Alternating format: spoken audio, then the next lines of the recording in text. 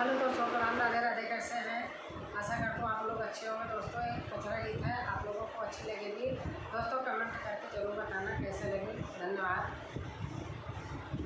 जगमग ज्योति जलै माई के मंदिरवा, दुनिया कराई जय जयकार हो माँ। जगमग ज्योति जलै माई के मंदिरवा, दुनिया कराई जय जयकार हो माँ। जगमग ज्योति जलै माई के मंदिरवा, दुनिया कराई जय जयकार हो माँ। देशवा विदेशवा से उमड़ल बभिड़िया, मेला लागै चैत कुआर हो माँ।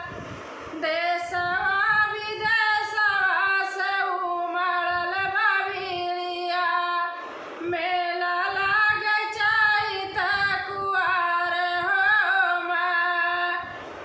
तोहरे दुआरिया पे बैठल मालिनिया, चुनी चुनी रचाई गलहार हो माँ।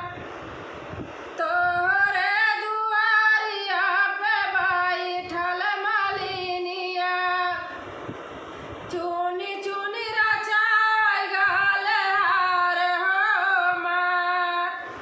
हीरा और मोतियन का चमकै झलरिया, चमकै चुनरिया कतार हो माँ।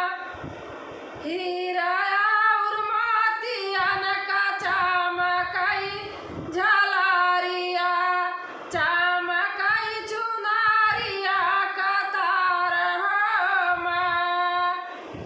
जगमग ज्योति जलै माई के मंदिरवा, दुनिया कराई जय जयकार हो माँ। जग